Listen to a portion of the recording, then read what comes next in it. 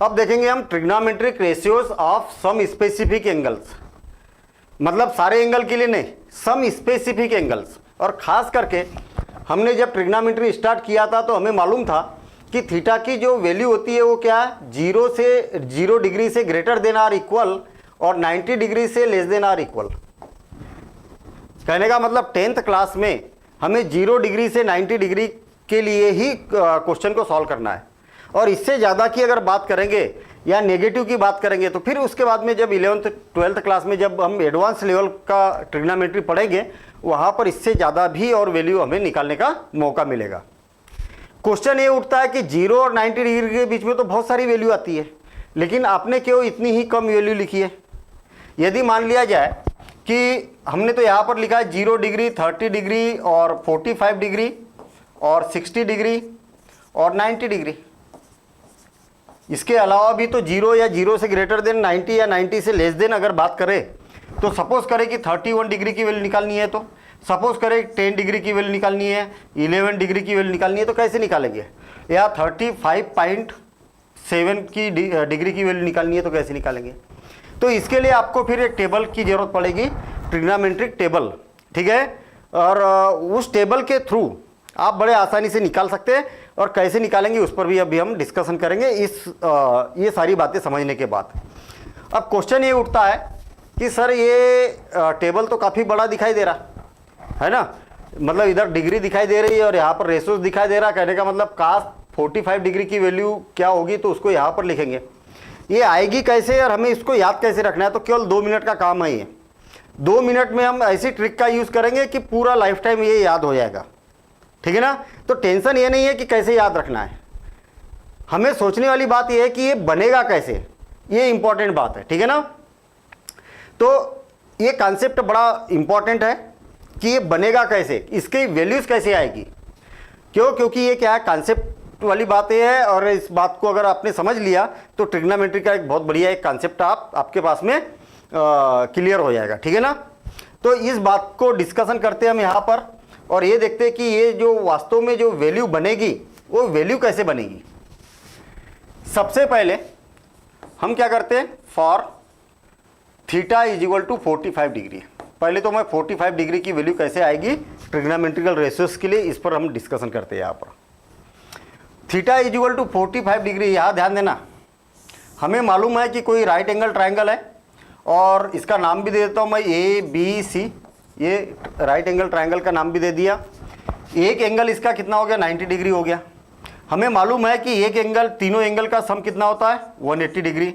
इसमें से 90 डिग्री तो माइनस कर दिया तो कितना बचेगा, 90 डिग्री यहाँ पर बच जाएगा, ठीक। इसका मतलब ये हुआ कि ये एंगल और ये एंगल का सम कितना होगा, 90 डिग्री, दोनों का सम कितना होगा, 90 डिग्री। अच्छा, यदि एक आपको 45 डिग्री के लिए सॉल्व करना है ना, इसका मतलब यदि एक एंगल 45 डिग्री का होगा तो -45, तो सेकेंड एंगल भी कितना हो जाएगा, 45 डिग्री का होगा, तो ये भी कितना हो जाएगा, 45 डिग्री का होगा।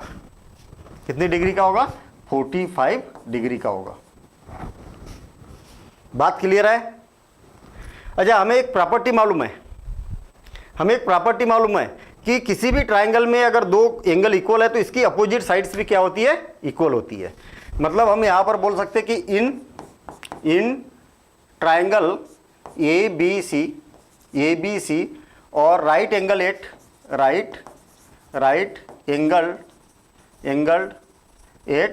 बी पर क्या है, ये राइट एंगल है। व्हेन एंगल CAB, यदि ये एंगल कितना 45 डिग्री का होगा, is equal to 45 degree, then angle ACB also 45 degree होगा ना। अच्छा, अगर ऐसी बात है तो ये साइड और ये साइड क्या होगी, इक्वल होगी। देन वी नो दैट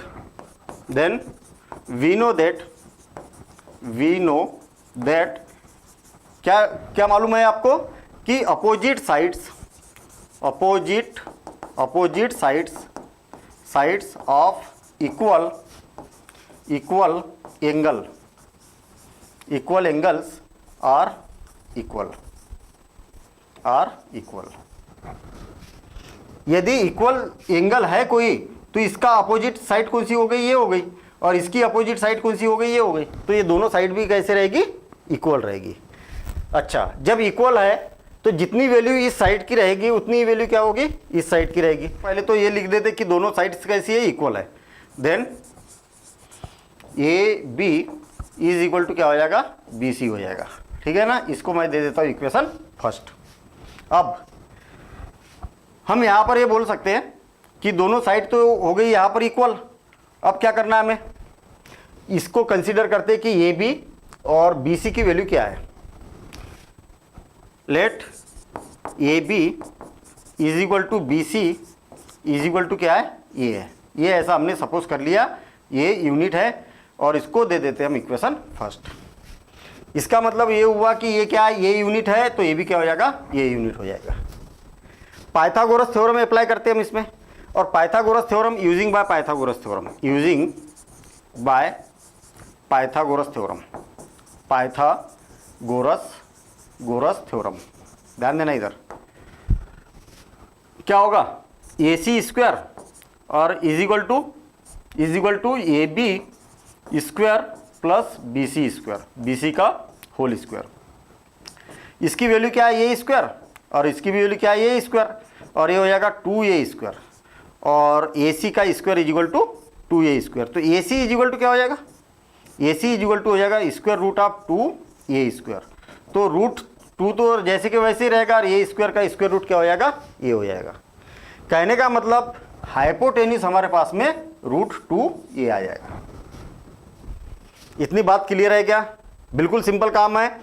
बिल्कुल सिंपल काम ऐसा है कि मान लिया जाए कि हमारे पास में एक राइट एंगल ट्रायंगल है, एक एंगल 90 डिग्री का था, हमें करना है इसको काय के लिए solve, theta is equal to 45 degree के लिए। तो एक एंगल कितना हो गया, 45 डिग्री। तो स्वाभाविक सी बात है कि सेकेंड एंगल भी कितना हो जाएगा, 45 डिग्री, क्योंकि 45 90 और 90 कितना हो गया, 180 हो गया।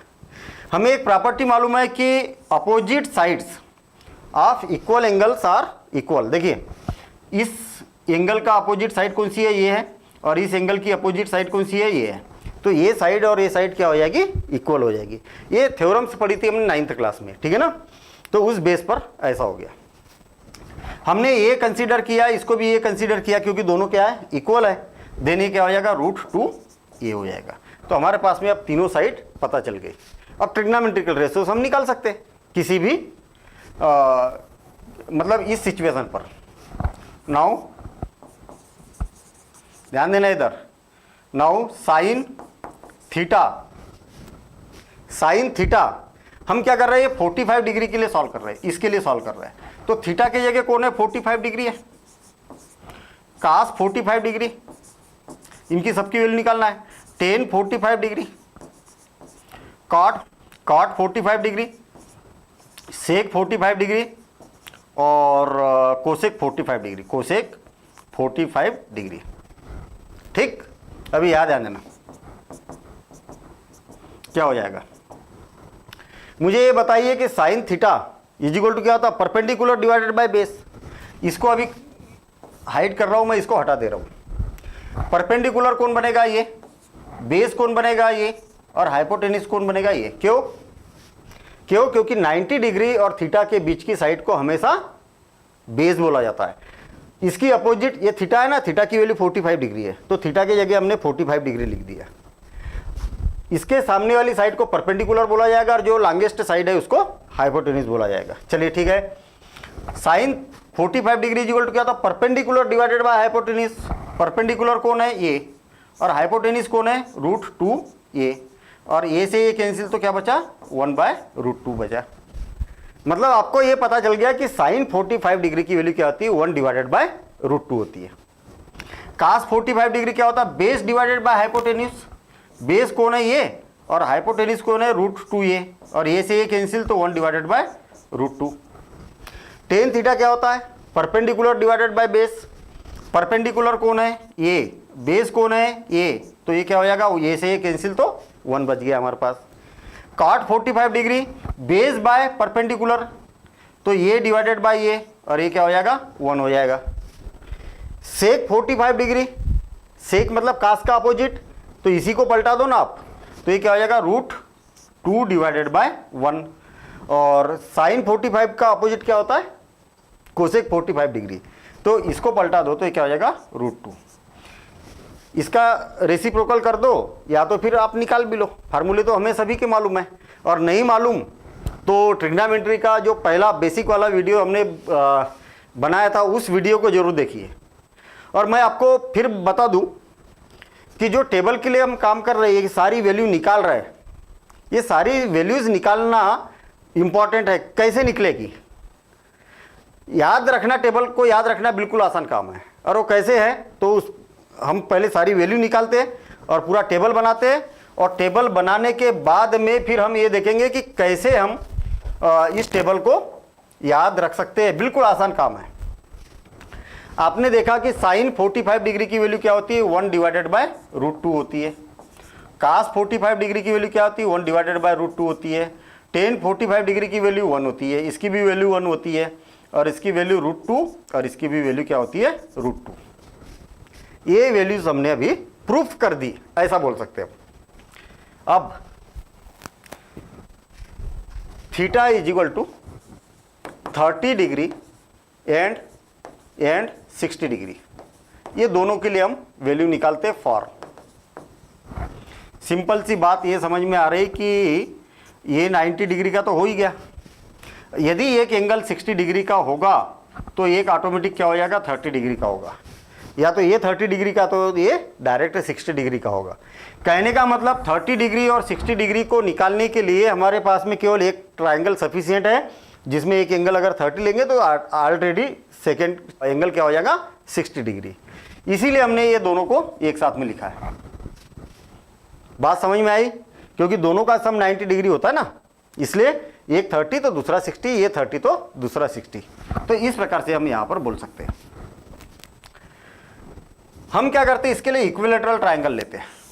ध्यान देना, कैसा ट्रायंगल ले रहे हैं, equilateral triangle. Equilateral triangle means all sides are equal, all sides are equal. आपको मालूम होना चाहिए कि इक्विलेटरल ट्रायंगल है, 9th क्लास में किया था हमने। तो ये साइड और ये साइड इक्वल होगी, तीनों साइड इक्वल होगी। जब ये साइड और ये साइड इक्वल है तो इसका अपोजिट एंगल भी क्या होगी, इक्वल होगे। देखिए इसका अपोजिट एंगल ये और इसका अपोजिट एंगल ये दोनों एंगल कैसे होंगे, इक्वल होंगे। स्वाभाविक सी बात है कि ये साइड और ये साइड भी इक्वल है, इक्विलेटरल ट्रायंगल है, तो इसका अपोजिट एंगल ये और इसका अपोजिट एंगल ये। कहने का मतलब ये और ये एंगल क्या होगा, इक्वल होगा। ये और ये इक्वल है, ये और ये इक्वल है, इसका मतलब तीनों एंगल कैसे इक्वल है। इसकी मीनिंग क्या हुई कि ये भी 60 डिग्री, ये भी 60 डिग्री और ये भी 60 डिग्री। वैसे भी हमें मालूम है कि इक्विलेटरल ट्रायंगल में ऑल एंगल्स क्या होते हैं, इक्वल होते हैं, और वो 60 डिग्री के होते हैं। हमें तो 30 डिग्री चाहिए ना, एक एंगल 30 डिग्री चाहिए। तो हम क्या करते हैं, इस वर्टेक्स से अपोजिट साइड पर परपेंडिकुलर डालते हैं। और आपको मालूम होना चाहिए कि अपोजिट साइड पर अगर किसी वर्टेक्स से इक्विलेटरल ट्रायंगल में परपेंडिकुलर डालते हैं तो ये एंगल भी क्या होती है, इसके इक्वल होती है। मतलब ये वाला एंगल और ये वाला एंगल इक्वल होगा, मतलब ये भी 30 तो ये भी क्या हो जाएगा 30 डिग्री का हो जाएगा। आधे आधे हो गए ना, हाफ हाफ हो गए ये दोनों। तो सेम हम क्या करें, यहाँ से हम इस पर परपेंडिकुलर डालते हैं, ये परपेंडिकुलर डाला, और परपेंडिकुलर डालने के बाद में ये तो बात क्लियर है कि ये कितना हो जाएगा, 90 डिग्री का एंगल हो जाएगा। ये एंगल ऑलरेडी कितने डिग्री का था, 60 डिग्री का था, तो ये वाला एंगल कितने डिग्री का होगा, 30 डिग्री का होगा। ये बात सबको समझ में आ गई क्या। ओवरऑल अगर इसको देखा जाए तो आपके पास में राइट एंगल ट्रायंगल ये इधर दिखाई दे रहा, एक ये वाला, ये और ये ऐसा एक राइट एंगल ट्रायंगल इधर हमारे पास बन गया। ठीक है, ये ऐसा राइट एंगल ट्रायंगल हमारे पास बन गया। थोड़ा डार्क कर देता हूँ ताकि हम इसी पर बात करेंगे। अब उधर वाला अभी टेम्परेरी छोड़ दिया हमने। ये बात क्लियर है, यहाँ तक कोई डाउट नहीं होना चाहिए। इक्विलेटरल ट्रायंगल है तो हम क्या करते हैं, यहाँ पर 2a साइड ले लेते हैं। ये वाली जो साइड है ना, कितनी है, 2a है। ये भी साइड 2a ले लेते हैं, और ये भी साइड कितनी हो जाएगी, ऑटोमेटिक 2a हो जाएगी, क्योंकि इक्विलेटरल ट्रायंगल है। क्वेश्चन ये उठता है कि 2a क्यों ले लिया, a क्यों नहीं लिया, 3a क्यों नहीं लिया, 4a क्यों नहीं लिया। कैलकुलेशन थोड़ा सा आसान हो जाएगा। क्यों? क्योंकि हम क्या है, इस ट्रायंगल की जब बात करेंगे, इस ट्रायंगल की बात करेंगे तो ये पूरा कितना हो गया, 2a हो गया, तो ये कितना हो जाएगा, ये हो जाएगा। तो कैलकुलेशन करने में आसानी आएगी। 2a इतना क्या हो जाएगा, ये हो जाएगा। तो कैलकुलेशन आसानी से कर सकते। अदरवाइज अगर ये लेते तो यहाँ पर a/2 हो जाता, तो फिर वो a/2 को कैरी करना पड़ता। हालांकि समस्या कुछ नहीं है, ऐसा भी ले सकते आप, ठीक है। लेकिन ये 2a लेंगे तो थोड़ा सा आसानी से कम कैलकुलेशन करना पड़ेगा, ताकि ये, क्योंकि ये आ गया ना तो फ्रैक्शन में नहीं आया, मतलब कैलकुलेशन कम करना पड़ेगा। चलिए अब हम स्टार्ट करते हैं इसमें इसकी वैल्यूज निकालने में। आपके पास में राइट एंगल ट्रायंगल ये बन गया। ये सारी कहानी लिख देंगे हम। लेट ABC is equilateral triangle, triangle ABC is a equilateral triangle, then angle A, angle B and angle C are 60 degree. Let AB is equal to BC is equal to AB is equal to BC is equal to AC is equal to क्या है, 2a।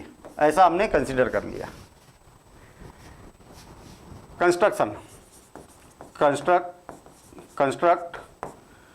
Construction perpendicular, इसका नाम मैं D दे देता हूँ, है ना। CD is perpendicular to AB।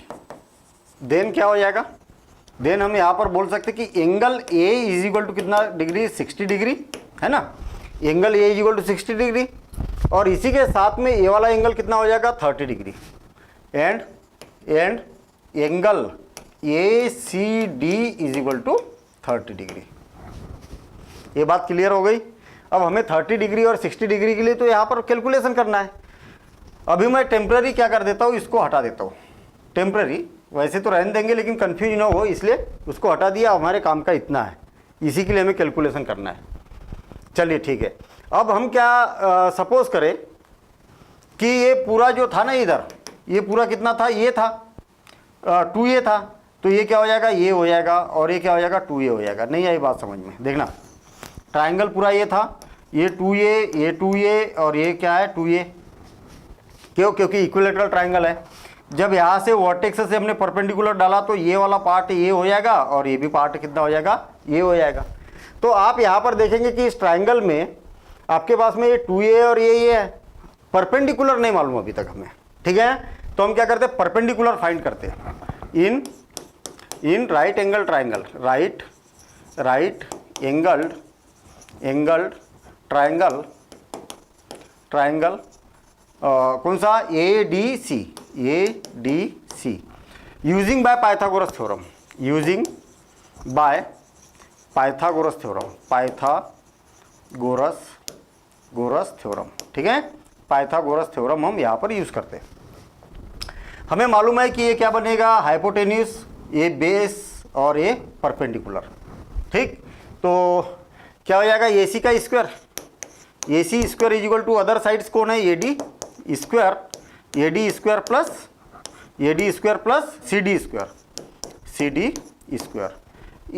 AC की वैल्यू कितनी है, 2a, तो 2a का square is equal to AD की वैल्यू कितनी है, ये, तो ये का स्क्वायर प्लस CD का स्क्वायर।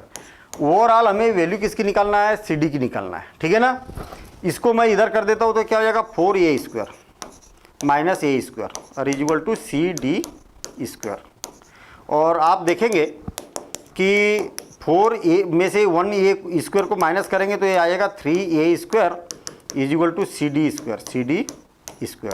तो CD इज इक्वल टू क्या हो जाएगा, square root of 3a square. तो आप बोल सकते हैं कि CD is equal to root 3 और a, मतलब आपके पास में रूट 3a आ गया, यहाँ पर रूट 3 और a आ गया। इतनी बात क्लियर हो गई। अब हो गया अपना काम। कहने का मतलब ये है कि राइट एंगल ट्रायंगल भी मिल गया हमें। इसके बाद में तीनों साइड की वैल्यू भी पता चल गई हमें कि कितनी लेंथ है। इसके बाद में एक 60 डिग्री और एक 90 डिग्री का भी एंगल हमें पता चल गया। तो अब ट्रिग्नोमेट्रिकल रेशोस हम फाइंड कर सकते हैं। देखिए, सबसे पहले मैं तो निकाल रहा हूँ 60 डिग्री के लिए sine 60 degree, cos 60 degree, tan 60 degree, cot 60 degree, ठीक है, और सेक 60 डिग्री और कोसेक 60 डिग्री। देखना जब हम ये वाला एंगल लेंगे तो 90 डिग्री और थीटा के बीच की साइड को क्या बोला जाता है? बेस बोला जाएगा।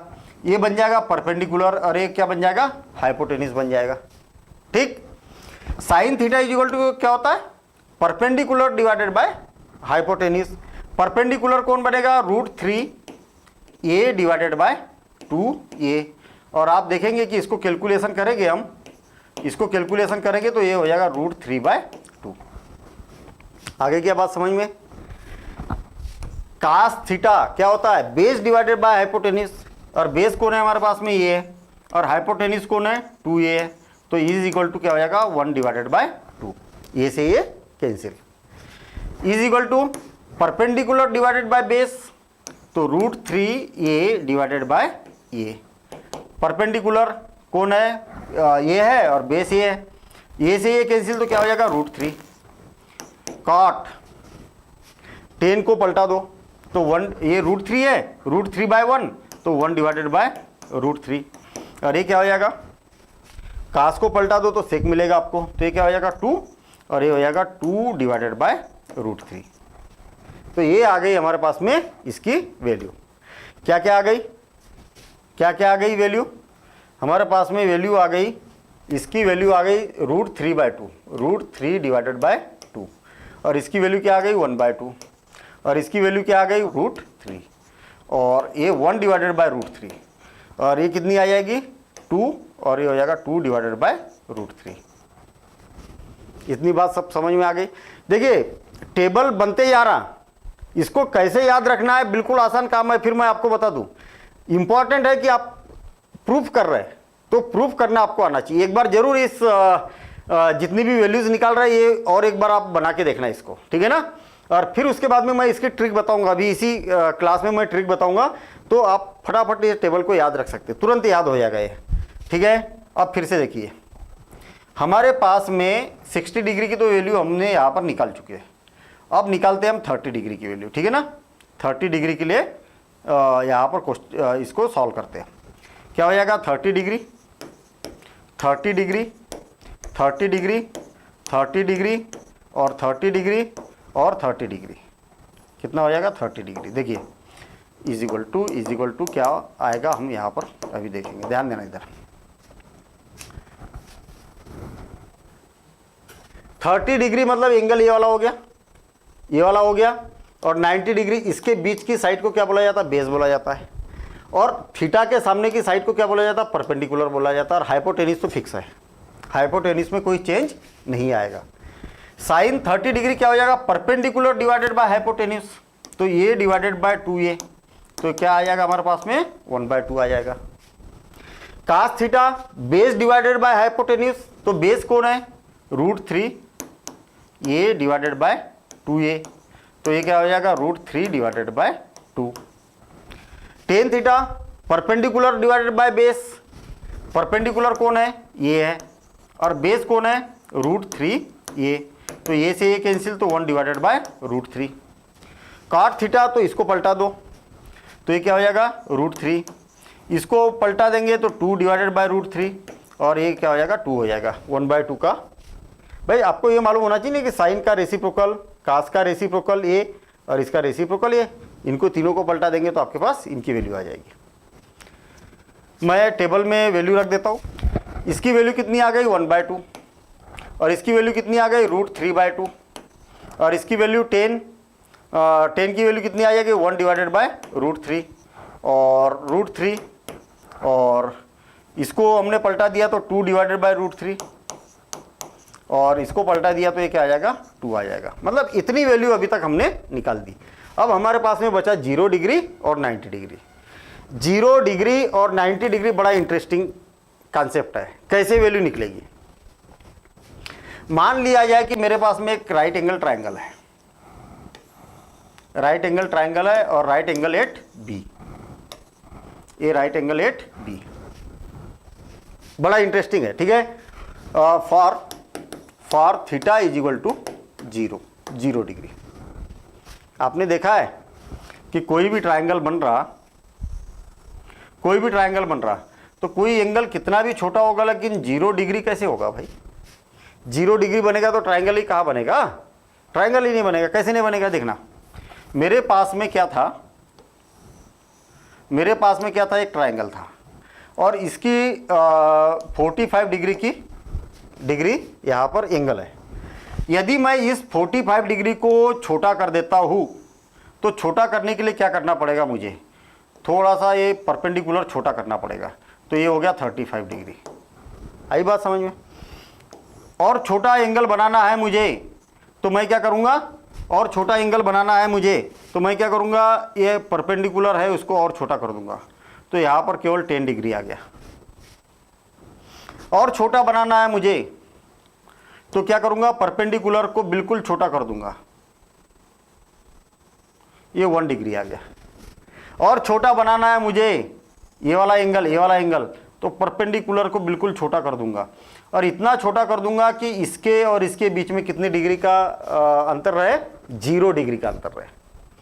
तो इसका मतलब ये हुआ कि जो ये हाइपोटेन्यूस है ना, थोड़ा सा नीचे किया, फिर और थोड़ा सा नीचे किया, फिर और थोड़ा सा नीचे किया, फिर और थोड़ा, इतना नीचे कर दिया उसको कि हाइपोटेन्यूस और बेस ये क्या बन गए? इक्वल बन गए ना यहाँ पर इक्वल। जो हाइपोटेन्यूस था इधर जा रहा था उसको यहाँ कर दिया, क्योंकि हाइपोटेन्यूस के और बेस के बीच में जो एंगल बनने वाला है वो 0 डिग्री का बनेगा। देखना फिर से और एक बार देखिए, एक मेरे पास में एक राइट एंगल ट्रायंगल है, ये 90 डिग्री और ये जो जिसको मैंने पकड़ के रखा है ये क्या? थीटा है। अभी थीटा काफ़ी बड़ा दिखाई दे रहा, मुझे छोटा करना है थीटा को, तो क्या करना पड़ेगा? इसको झुकाना पड़ेगा और झुकाना पड़ेगा और छोटा हो गया। ये वाला एंगल छोटा दिख रहा है आपको, और छोटा हो गया और छोटा हो गया। एक टाइम ऐसा आएगा कि ये दोनों जब कोइंसाइड हो जाएंगे, मतलब सेम हो जाएंगे, तब एंगल दोनों के बीच में, ये दोनों जो मार्कर दिखाई दे रहा है आपको, ये दोनों के बीच में 0 डिग्री हो गया कि नहीं? ये यहाँ पर जहाँ पर मैंने पकड़ के रखा, यहाँ पर 10 डिग्री है मान लिया जाए, अब 0 डिग्री हो गया। तो जो ये हाइपोटेन्यूस था, हाइपोटेन्यूस की लेंथ और बेस की लेंथ अब इक्वल हो गई और परपेंडिकुलर जो था वो क्या हो गया? 0 हो गया। भाई ये परपेंडिकुलर था, ये बेस था। हमने जब हाइपोटेन्यूस ऐसा था तो इसको ले आया यहाँ पर, तो हाइपोटेन्यूस और बेस ये क्या हो गया? इक्वल हो गए। जब ट्रायंगल यही के यही बना, यहाँ यहीं पर ट्रायंगल बन गया, तो जब ट्रायंगल बना तो इसके बीच में कितने डिग्री का गैप हो गया? 0 डिग्री का। इसका मतलब परपेंडिकुलर इसमें है ही नहीं, खत्म हो गया परपेंडिकुलर। ठीक है ना? तो हम यहाँ पर ये बोल सकते हैं कि when theta is equal to 0 then या तो in triangle, right angle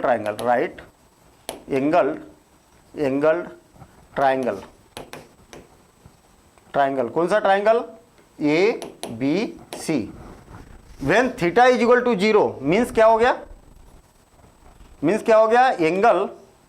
angle BAC is equal to क्या है? 0। देन उस केस में क्या हो जाएगा? ये वाला जो एंगल है कितना? 0 डिग्री है। तो उस केस में क्या हो जाएगा? आपके पास में जो एंगल बनेगा, ट्रायंगल बनेगा, वो ऐसा कुछ बनेगा।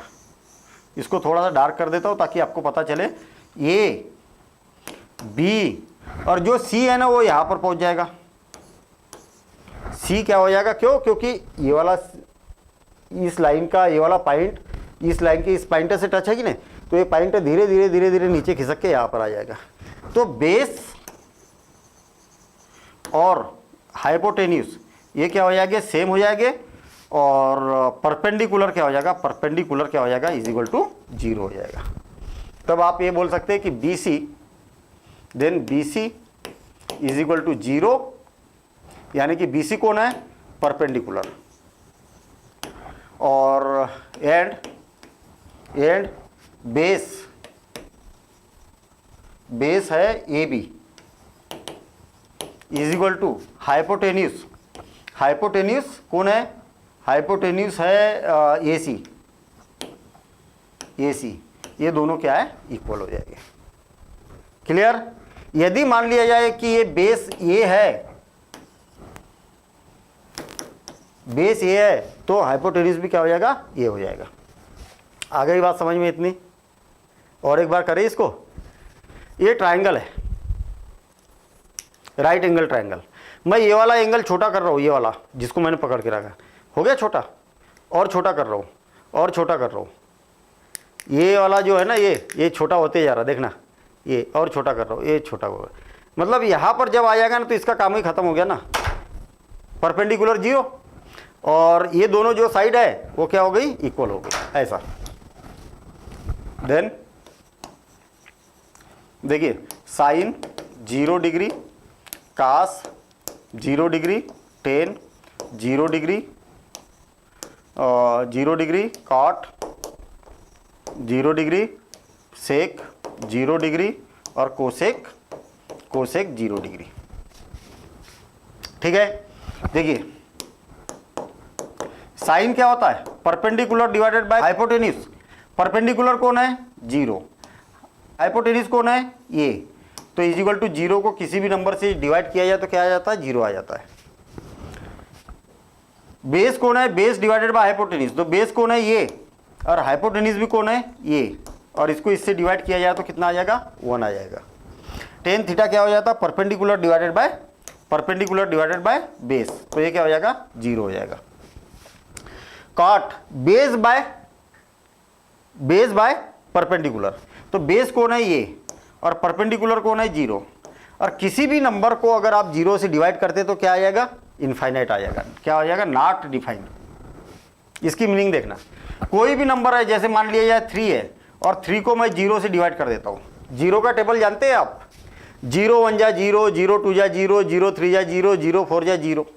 मैं क्या करता हूँ, 5 टाइम टेबल बोलता हूँ, 0 5 जा 0, माइनस किया तो 3, अब 7 टाइम बोलता हूँ, 0 7 जा 0, फिर बचा क्या आपके पास में 3, कभी ख़त्म ही नहीं होगा, 0 9 जा 0, कभी ख़त्म ही नहीं होगा, चलते जाएगा, जब तक आप करते रहोगे चलते जाएगा, और यहाँ पर भी कभी नंबर ख़त्म नहीं होंगे। तो आप बता सकते क्या कि कितने बार डिवाइड होगा, नहीं बता सकते, तो हम बोल सकते हैं नॉट डिफाइंड, या इसको इनफाइनाइट भी बोला जाता है, या इसका जो सिंबल होता है इस टाइप से 8 को आड़ा कर दीजिए तो ये ऐसा सिंबल होता है। सेक को पलटा दो तो 1, इसको पलटा दो तो a डिवाइडेड बाय 0, मतलब नॉट डिफाइंड, ये आ गया इसका, इसके 0 के लिए वैल्यूज। ठीक, तो 0 के लिए जो वैल्यूज आई है हमारे पास में आएगा 0 1 और 0 नॉट डिफाइंड, और सेक 1 और नॉट डिफाइंड। ठीक है, नॉट डिफाइंड, ये आ गई। अब एक बचा है अपना केवल, फिर उसके बाद में हम ट्रिक करेंगे कि कैसे वो टेबल को बनाया जाएगा बिना डेरिवेशन के, और कैसे याद रख सकते हैं, बिल्कुल तुरंत याद हो जाएगा टेबल। ठीक है, देखिए कैसे। For theta is equal to 90 degree, theta is equal to 90 degree, मान लिया जाए कि हमारे पास में थीटा है और ये 90 डिग्री है, और इसका नाम है ABC। Theta is equal to 90 degree, देखना बड़ा मजेदार कंसेप्ट है। मेरे पास में ये एक ट्रायंगल है, ये थीटा है, जहां मैंने पकड़ के रखा ना, ये यहाँ पर ये जो ब्लैक दिख रहा है आपको, ये यहाँ पर क्या है, थीटा है। इस थीटा को बड़ा करना है, अभी तो क्या है 90 डिग्री से कम है, बड़ा करना है, तो मैं क्या करूंगा, बड़ा करना है तो देखिए ये वाला है थीटा, बड़ा करना है, तो बड़ा करना है तो इसको मैं पास में लाऊंगा, देखिए ये पास में आ गया, अब बड़ा हो गया थोड़ा सा। अब ये देखना, ये वाला थीटा है तो ये हो गया, और पास में लाया तो और बड़ा हो गया, और ये वाला एंगल बढ़ते हुए नजर आ रहा, जैसे जैसे पास में आ रहा वैसे बढ़ते आ रहा, और जब यहाँ पर आ जाएगा, जब यहाँ आ जाएगा तो ये 90 डिग्री का एंगल है, तो ये भी क्या बन जाएगा, 90 डिग्री का एंगल बन जाएगा। कहने का मतलब ये थीटा जब यहाँ पर पहुँच जाएगा धीरे धीरे, तो ये 90 डिग्री का एंगल बन जाएगा।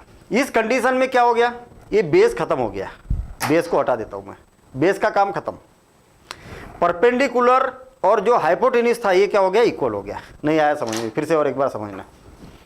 हम क्या करेंगे, इसको पास मिलाएंगे। देखें ध्यान देना, इधर ऐसा ट्राइंगल था ए बी और सॉरी ए सी और ये क्या था, बी था। तो मैंने क्या किया, इसको हटा दिया और इसको ऐसा ना करके थोड़ा सा छोटा कर दिया। तो इसकी अपेक्षा ये वाला एंगल बढ़ गया कि नहीं। हमें इसको कितना बनाना, 90 डिग्री बनाना है। तो 90 डिग्री कब बनेगा, 90 डिग्री कब बनेगा, जब ये वाली साइड मतलब जो हाइपोटेनिस था ना, ऐसा हाइपोटेनिस था तो हाइपोटेनिस ऐसा बन जाएगा। तो ये ऐसा है, ऐसा जब हो जाएगा तब बनेगा। इसका मतलब बेस का काम खत्म हो गया। क्या हो गया, बेस इज इक्वल टू क्या हो जाएगा, बेस इज इक्वल टू क्या हो जाएगा, 0। परपेंडिकुलर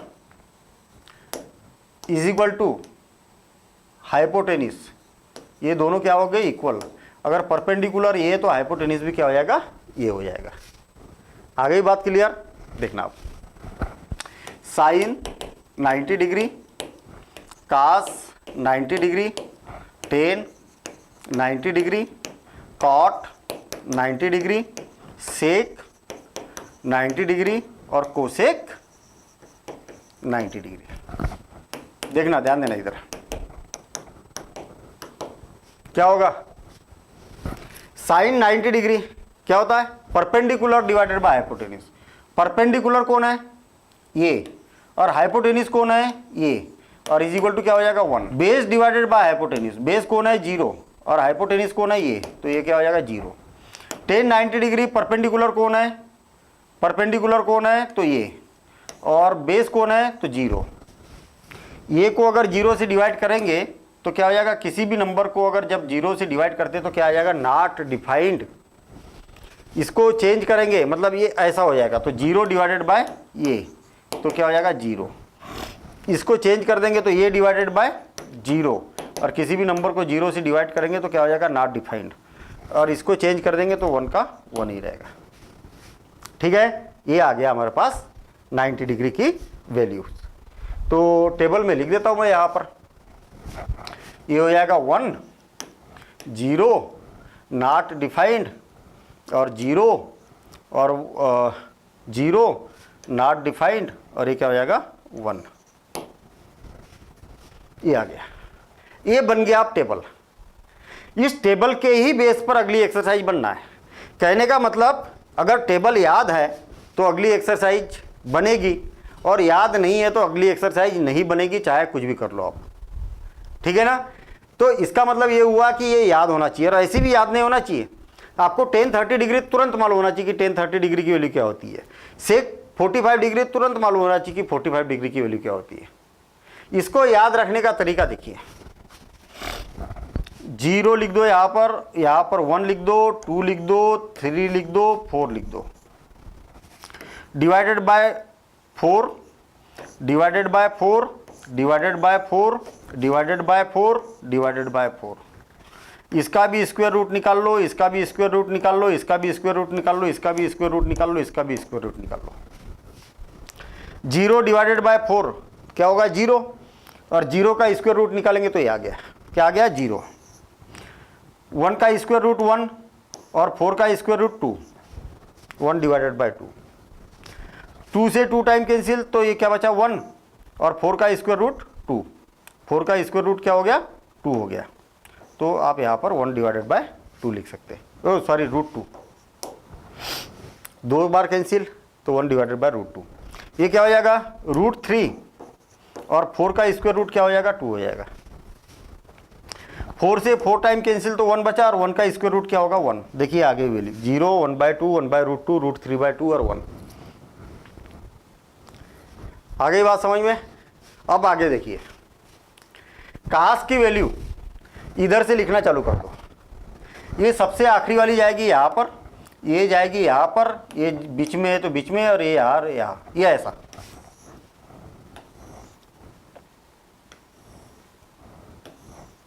यहाँ वाली वैल्यू यहाँ, और यहाँ वाली वैल्यू यहाँ, यहाँ वाली वैल्यू यहाँ पहुँच जाएगी, और यहाँ वाली वैल्यू यहाँ पहुँच जाएगी, और ये यहाँ की यहाँ। देखिए कैसे, यहाँ वाली वैल्यू जैसे कि वैसे बीच में है ना, यहाँ की यहाँ, आपस में, और यहाँ वाली सेम, ये और ये सेम और ये सेम। मतलब कहने का मतलब उल्टा इधर से लिखना चालू कर दो इधर, ऐसा, तो कास बन गया। आपको मालूम है कि टेन थीटा क्या होता है? Sine theta divided by cos theta. हमने पहले बेसिक में हमने डिस्कशन किया था, देखना। इसको इससे डिवाइड किया जाए तो 0, इसको इससे डिवाइड किया जाए तो 2 से 2 कैंसिल तो 1 डिवाइडेड बाय √3, ये इससे कैंसिल तो 1, ये 2 से 2 कैंसिल तो √3 और 1 तो ये इनफाइनाइट। काट को इधर से लिखना चालू कर दो, ये लिख दिया मैंने, ठीक है। सेम ऐसे देखिए, इनफाइनाइट इनफाइनाइट, √3 1 1 √3 और ये आगे बात समझ में। सेक कास को पलटा दो, 1 डिवाइडेड बाय 1, इसको पलटा दो ये, इसको पलटा दो ये, इसको पलटा दो तो ये आ गया, इसको पलटा दो मतलब 0 के अपान में 1 है तो 1 डिवाइडेड बाय 0 क्या होगा? किसी नंबर को 0 से डिवाइड करेंगे तो इनफाइनाइट। भाई 0 है तो 0 डिवाइडेड बाय 1 लिख सकते हैं, तो 1 डिवाइडेड बाय का पलटा दिया इसको तो इनफाइनाइट। और इधर से लिखना चालू कर दो सेम, ये और ये सेम, ये और ये सेम, ये सेम, ये सेम और ये सेम। अभी भी मेरे ख्याल से अभी भी ये टेबल में कन्फ्यूजन है भैया। इसका मतलब तो ये हुआ कि आपको कोई अगर वैल्यू चाहिए तो आपको ये बनाना पड़ेगा 0/4 1/4 और सबका स्क्वायर रूट लेना पड़ेगा, फिर ये बनेगा, फिर इसके बाद ये बनेगा तब ये बनाओगे, इसको डिवाइड करेंगे तब ये बनाएंगे, इससे ये आएगा, इससे ये आएगा, इससे। तो इसका मतलब क्या अभी भी टेबल याद नहीं हुआ ना हमें? ट्रिक कहाँ काम कर रही है? ट्रिक काम नहीं कर रही है। कहने का मतलब ये तो कोई खास ट्रिक हुई नहीं ना। ट्रिक कहाँ हुई है वो तो आपने तो निकाल के दिखाया। इसका मतलब जब भी हम क्वेश्चन करेंगे तब ये वाला टेबल आपको बनाना पड़ेगा, तब तो याद रखें। हाँ बना सकते हैं हम, ये जो मैंने ट्रिक बताई इस बेस पर आप इस टेबल को बना सकते हैं, लेकिन याद नहीं रख सकते अभी तक। तो याद कैसे रखेंगे? आपको मालूम होना चाहिए कि सबसे पहले कौन आता है, साइन, फिर कास, फिर टेन, काट, सेक, कोसेक, ये शुरू से ही याद रख रहे हैं हम। 0 1/2 1/√2 और √3/2 और 1, ये वाली एक लाइन आपको याद रखना पड़ेगा, ये याद रखना पड़ेगा। और ऐसी याद रखना पड़ेगा कि जीवन भर न भूलो आप। 0 1/2 1/√2 √3/2 और 1, ये सेंटर में है। ये 0 डिग्री 30 डिग्री 45, सबसे आसान ट्रिक बता रहा हूं मैं, इससे आसान कोई ट्रिक नहीं है, ये बात याद रख ले। ये ट्रिक ऐसी बता रहा हूं मैं कि आपको ये टेबल बनाने की जरूरत नहीं रहेगी और आपको कुछ भी पेन कागज चलाने की जरूरत नहीं रहेगी। एक मान आपको ये याद रखना पड़ेगा, 0 1/2 1/√2 √3/2 और 1। मैंने ऐसा याद रखा, मुझे दिखाई देता 0 1/2 1/√2, देखना ये बीच में है, ये सेंटर में। जब भी जरूरत पड़ती ना मुझे दिखाई देता कि बीच में कौन लिखा है, 1/√2। उसके इधर 30 डिग्री है, इसके इधर 60 डिग्री है, सबसे शुरू में 0 डिग्री, सबसे लास्ट में 90 डिग्री, तुरंत दिखता है मुझे, ये दिखाई दे रहा 0 1/2 1/√2 √3/2 और 1 ऐसा। तो फटाफट मुझे 60 डिग्री की वैल्यू चाहिए, साइन 60 डिग्री की तो √3/2 ऐसा। अब कास की चाहिए, कास तो ये तो दिख ही रहा ना, 1 √3/2 1/√2 1/2 और 0 ऐसा, ठीक है। ये हो गया साइन और कास याद ऐसा करना पड़ेगा। अगर टाइम बिल्कुल फास्ट करना है आपको तो इतना याद रखना पड़ेगा, केवल एक लाइन याद रखना है। 10 की 0 और इनफाइनाइट, सबसे छोटा होल नंबर दुनिया का और सबसे बड़ा whole number infinite. Whole number सबसे छोटा बोल सकता हूं मैं और सबसे बड़ा, हो गया याद। 10 की बता रहे हम, सबसे छोटा सबसे बड़ा, 0 डिग्री की वैल्यू 0 और 90 डिग्री की वैल्यू इनफाइनाइट। बीच में आ गया 1 45 डिग्री, आ गई बात समझ में। ये क्या हो जाएगा 1 डिवाइडेड बाय √3 और √3, ये तो सबसे आसान काम है। 10 को याद रखना सबसे आसान काम है। दुनिया का सबसे छोटा नंबर, दुनिया का सबसे बड़ा नंबर कौन सा? ऐसा मत बोलना कि दुनिया का सबसे छोटा नंबर, दुनिया के सबसे छोटे नंबर तो माइनस इनफाइनाइट है। जीरो से भी तो छोटा -1 -2 होता है। मैं होल नंबर की बात कर रहा हूँ। होल नंबर सबसे छोटा जीरो और सबसे बड़ा इनफाइनाइट, और बीच में क्या आ गया 1 डिवाइडेड बाय √3, इधर पहले और इधर √3, ऐसा याद आ गया। मुझे ऐसा दिखता कि जीरो, इनफाइनाइट, 1/√3 और 1, ऐसा दिखता है। कॉट की अगर चाहिए, कॉट की, तो इधर से याद रखना चालू कर दो। इधर जो इनफाइनाइट था इधर आ गया, इधर जीरो था इधर आ गया, इधर √3 था तो इधर आ गया, इधर 1/√3 था तो इधर चला गया, बीच में 1 है तो 1 ही रहेगा। ठीक। सेक, कास तो अच्छे से याद है कि नहीं, साइन और कास अच्छे से याद है, बिल्कुल है। कास मालूम है तो इसको पलटा दिया, इसको पलटा दिया, इसको पलटा दिया, इसको पलटा दिया, कास बन गया, सेक बन गया। और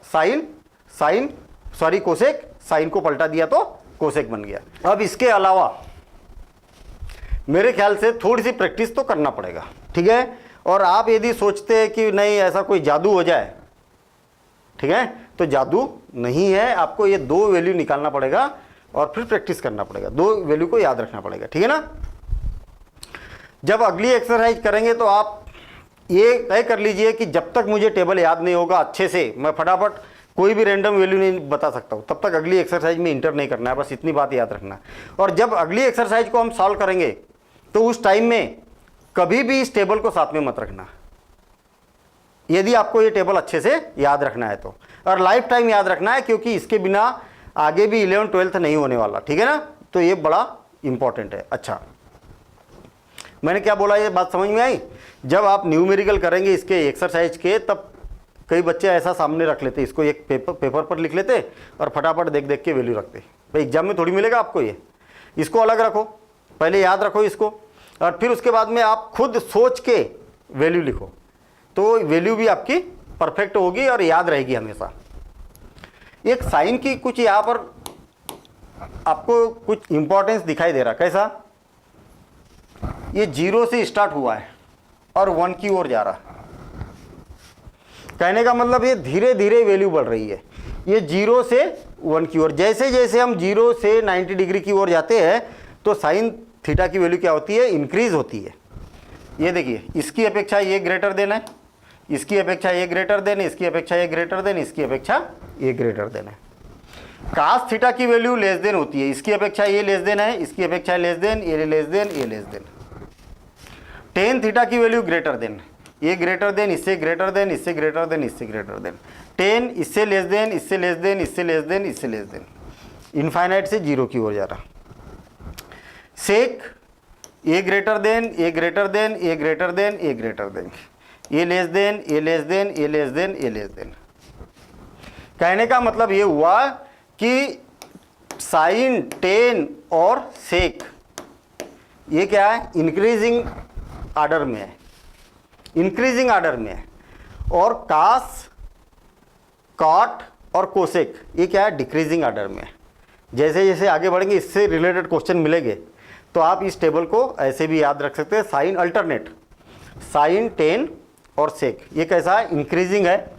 साइन 0 से 1 की ओर जाता है, ये 0 से इनफाइनाइट, ये 1 से इनफाइनाइट, और बाकी ऐसा। तो इस बेस पर हम देखते हैं एक्सरसाइज, सारे क्वेश्चन बनेंगे, बिल्कुल सिंपल क्वेश्चन है। कंडीशन केवल एक ही है कि ये टेबल अच्छे से मालूम होना चाहिए। तो देखते हैं हम एक्सरसाइज।